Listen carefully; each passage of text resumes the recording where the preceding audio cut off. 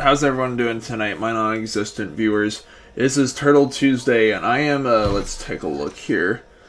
I'm 16 minutes into the season, episode 9 from season 3, Return to New York. Well, New York City, that is. And the Turtles are back in New York City. They busted through the Krang's barriers into the city, and they find Shredder, but he's basically gone feral. Back to his... He still's got the same body of, like, the mutant rat that he is, but the mind was a regular old rat, and he tries to attack the Turtles and Casey and April. And now they're in the Shredder's facility. Oh, geez. Oh, they're busting out mutant Shredder crab thing hybrids. Oh, and the mini Shredder, too. Sweet Mother Mutations. Do you like my Shredder mutants? Shredder Mutants. He really likes the letter Z. I get it, because it's a fly. But, yeah, anyways, this is gonna be another, double review of, like, you know, a movie I just saw on Discount Tuesday with the Turtle 2's episode. I know I'm late to this party, but I finally saw Thunderbolts just tonight. And I'm gonna be totally honest with you viewers about something. I was originally planning on just, like, skipping Thunderbolts in the theaters and just waiting for that to come out on Disney+. Honestly, I just really didn't have any expectations for Thunderbolts at first. Like, I mean, I know this is... I don't want to sound like a broken record here, but it's like, aside from, like, Guardians 3 and No Way Home and Deadpool and Wolverine and, like, Shang-Chi, I guess, the Marvel the Cinematic Universe has just, like, really passed its golden age to me. Like, I still like the new Marvel movies. Just, they all just feel, like, very mediocre compared to what the franchise used to be. But this shows the power of the word of mouth. I was hearing about the rave reviews that, like, Thunderbolts was receiving, both from the critics and the audience. And I had a friend just, like, sing praises to it, about it recently to me. He was like, oh, Thunderbolts was so good. So it's like, okay, I might as well give it a chance. And I did. And I gotta say, I had a pretty decent time with Thunderbolts. Like, I think Florence Pugh as Yelena is, like, the main character, you know, the Black Widow's sister. And her dad, you know, played by Redguard, played by David Harbour, is back as well. And, you know, and of course, Bucky, the Winter Soldier, is here. And, like, you got the ghost lady that could go through walls. And the other Captain America dude who's from the Falcon Winter Soldier show. Like, I haven't watched any of the Disney Plus, like, Marvel shows, so I'm kind of behind on all this stuff. So thank you for bearing with me. But yeah, it's kind of like the MCU's answer to the two Suicide Squad films. I feel like, you know, they're not exactly superheroes, they're more like superhero rejects, and yet they all sort of like. They are all sort of, like, you know, come together to, like, stop the world from this evil threat. And yeah, I gotta say, the humor, I know the MCU humor is, like, it's kind of a cliche that, like, they make it too comedic for its own good. I really thought the humor worked very well this time.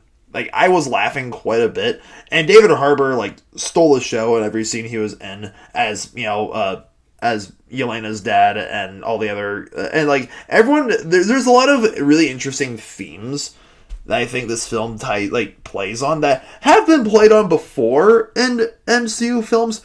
But this one took things in a new direction. Like, you know, they all have to deal a lot from their past. You know, Yelena especially has, like, a lot of really dark moments from her life, you know, growing up being a child assassin with, you know, Black Widow and everything. And it dives into things like loneliness and grief and loss and the feelings of just, like, regret and, like, you know, all the bad choices you've made in your life. Yeah, there's, like, it does succeed in making me sympathize with quite a few of the characters. And like, the direction that it's going in has me a lot more hopeful, because I would definitely suggest sticking around for the credits. Like, you know, till the end of the credits, there's 2 credit scenes.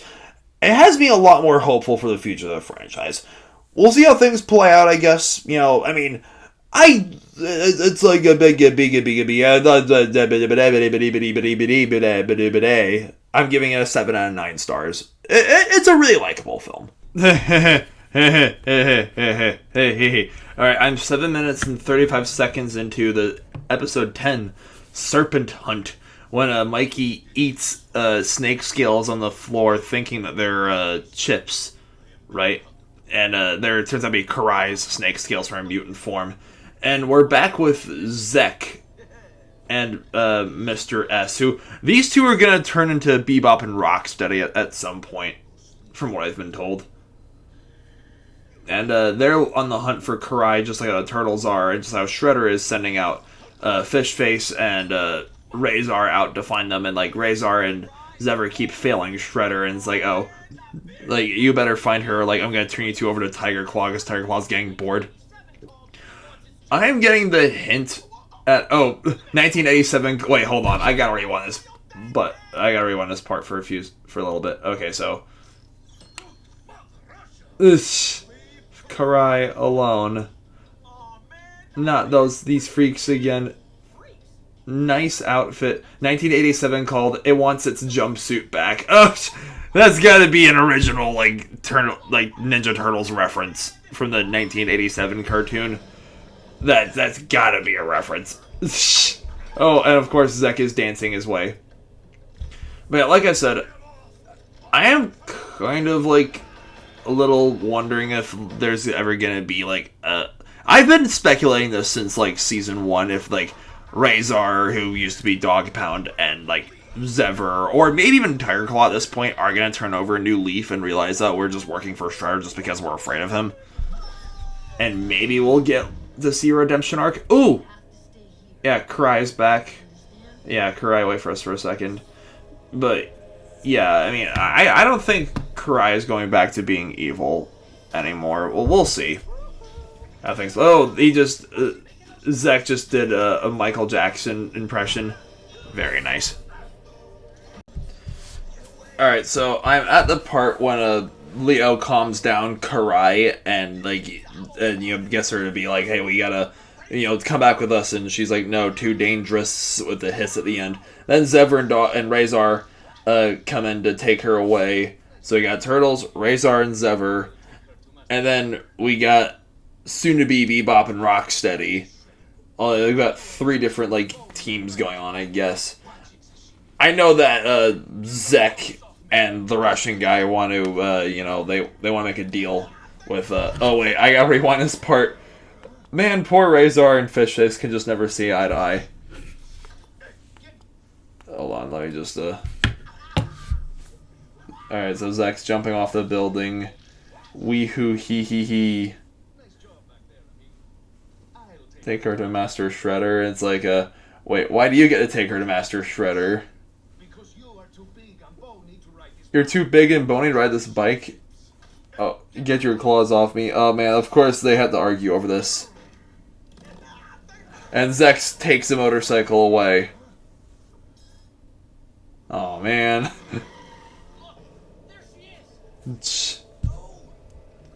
The villains in this show are just as full of personality as the heroes are, giving it props for that. Oh man, this show sure does love its cliffhangers. Like, I just watched the end of the episode of Serpent Hunt, and Karai escapes in her snake form and pointing east and saying "Comet" to Leo as like a warning. Then she slips into the harbor and swims away, which I think is very fitting because a lot of snakes are really great swimmers. And then Shredder's enraged, so he takes the Steranok, I think it's now Rocksteady's name. So he takes him and Zek down to the lab, be like, oh, someone has to pay for this. And yes, I knew it would be. I was wondering if it would happen at the end of the episode, and lo and behold, it did. They become mutated. They become Bebop and Rocksteady. Zek into Bebop, and Ivan into that. I remember that being his first name, into Rocksteady. Bebop being the Warthog and Rhino being the Rocksteady. So think Rhino Rocksteady. I loved these two, these two villains when I was a kid, and I'm very excited to see them, be like a new antagonists for the Turtles to face. I think they were voiced by John Cena and Seth Rogen in Mutant Mayhem. So, I'm just, very fascinated by all different iterations and interpretations of the various, not just the Turtles, obviously, but Splinter, April, Casey, and Shredder, and all the different, mutant characters throughout the Ninja Turtles as a multimedia franchise. It's always very interesting seeing how, all these different, reboots and reimaginings of the Turtles see these other characters get their, backstories as well. But yeah, 2 really great episodes. Thank you all so much for watching, and yeah, I'll see you guys next Tuesday or whenever I get on uploading my next video. Peace out. Have a good night. Stay beastly.